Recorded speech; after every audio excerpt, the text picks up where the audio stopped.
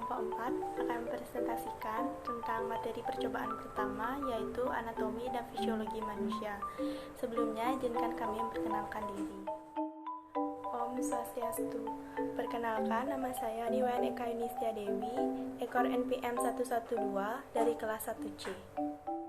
Perkenalkan, nama saya Niputu Juliananda, nomor ekor NPM 113 dari kelas 1C. Perkenalkan, nama saya Neneng Ayudiasari dengan ekor NPM 114 dari kelas 1C. Perkenalkan, nama saya Niktut Ayu Triandina dengan ekor NPM 115 dari kelas 1C. Perkenalkan, saya Iwayan Karanguripadi Saputra, nomor ekor NPM 116.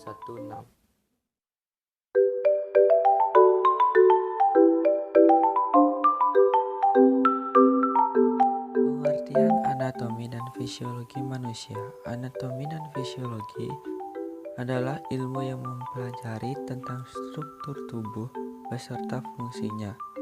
Rendahnya minat dalam membaca anatomi dan fisiologi menjadi masalah cukup yang berarti bagi mahasiswa biologi. Hal ini mengakibatkan mahasiswa biologi memiliki pemahaman yang belum memuaskan tentang topik-topik anatomi dan fisiologi yang harus dikuasai. Salah satu penyebab adalah buku-buku yang dengan tema tersebut dianggap susah dimengerti. Untuk itu, anatomi dan fisiologi menjadi basic science atau ilmu dasar yang mendasari capaian pembelajaran. Berdasarkan aspek yang dipelajari, anatomi terbagi atas dua bagian, yaitu yang pertama, anatomi mikroskopik adalah mempelajari suatu struktur yang tidak bisa dilihat dengan mata telanjang. Yang kedua, ada anatomi makroskopik adalah mempelajari suatu struktur yang besar dan bisa dilihat dengan mata telanjang. Fisiologi manusia adalah ilmu yang mempelajari tentang faal fungsi dari tubuh manusia. Adapun spesifikasi fisiologi dari anatomi antara lain yaitu yang pertama ada fisiologi sel atau mempelajari fungsi sel dan bagian-bagiannya. Yang kedua ada fisiologi spesifik atau mempelajari suatu organ. Yang ketiga ada fisiologi sistemik, yaitu mempelajari fungsi organ secara sistemik. Yang keempat ada fisiologi patologika atau mempelajari efek penyakit terhadap suatu organ. Istilah dan posisi anatomi. Untuk memudahkan kita mempelajari anatomi fisiologi dalam rangka mencapai keseragaman deskripsi, telah dipilih dan ditetapkan suatu posisi anatomi, yaitu tubuh dalam posisi tegak, menghadap ke depan, kepala tegak lurus, dengan lengan di sisi dan kedua tangan berada di samping, dan ibu jari berada di samping atau di luar. Garis-garis dan bidang-bidang khayal atau imaginer berikut ini. Yang pertama ada garis tengah atau sagittal, merupakan garis imaginer yang melintas secara vertikal menembus garis tengah tubuh dari bagian atas kepala sampai ke bawah di antara kaki yang membagi sisi kedua kanan dan kiri. Yang kedua ada pembelahan horizontal, membagi tubuh menjadi bagian superior dan inferior. Yang ketiga ada pembelahan sagittal, membagi tubuh menjadi bagian kanan dan kiri sejajar dengan garis tengah. Yang keempat ada pembelahan koronal, membagi tubuh menjadi bagian anterior dan posterior. Posisi anatomi. Yang pertama ada anterior, lebih dekat ke depan. Contohnya lambung terletak anterior terhadap limpa. Yang kedua ada superior, bagian atas. Contohnya mulut terletak superior terhadap dagu. Yang ketiga ada medial, bagian tengah atau lebih dekat ke bidang median.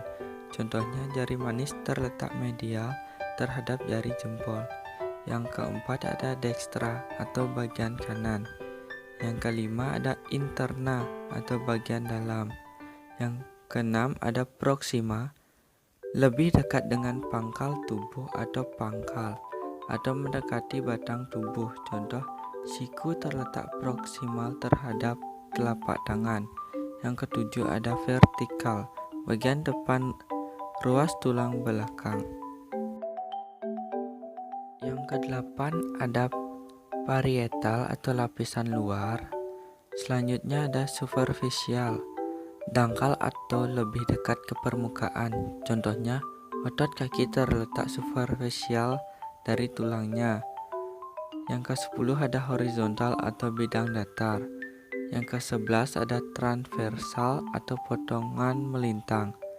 Yang ke-12 ada posterior, lebih dekat ke belakang. Contohnya, jantung terletak posterior terhadap tulang rusuk.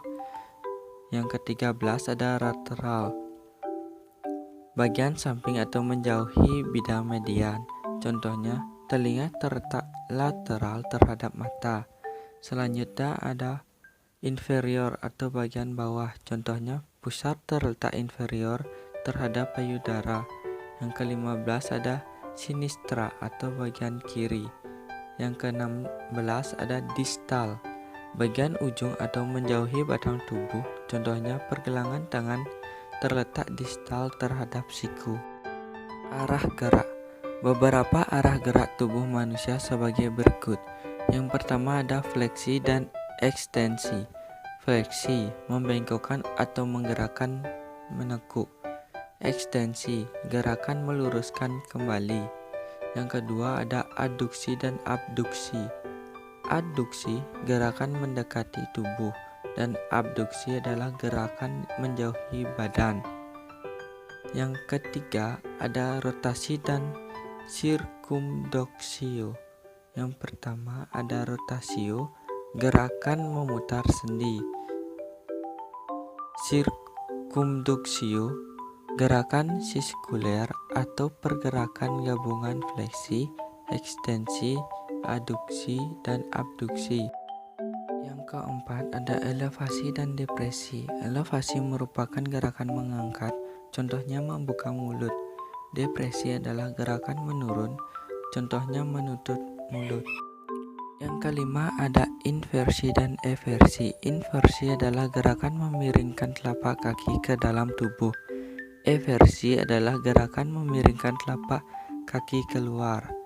Yang keenam ada supinasi dan supinasi adalah gerakan menengadahkan tangan, dan pronasi adalah gerakan menelungkupkan tangan. Yang ketujuh ada endorotasi dan eksorotasi. Endorotasi adalah gerakan ke dalam pada sekeliling sumbu panjang tulang yang bersendi atau rotasi. Eksorotasi adalah gerakan rotasi keluar. Yang ke-8 ada sumbu atau eksis gerakan. Eksis sagital adalah garis yang memotong bidang gerak sagital dengan bidang gerak transversal. Aksi transversal adalah garis yang memotong bidang gerak frontal dengan bidang gerak transversal.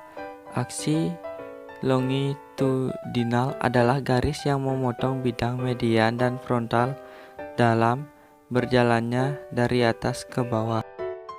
Rongga-rongga dalam tubuh manusia.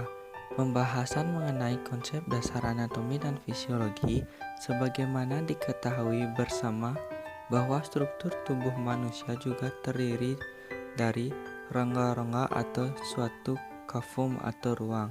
Terdapat beberapa rongga dalam struktur tubuh manusia, yaitu yang terdapat pada kepala dan badan.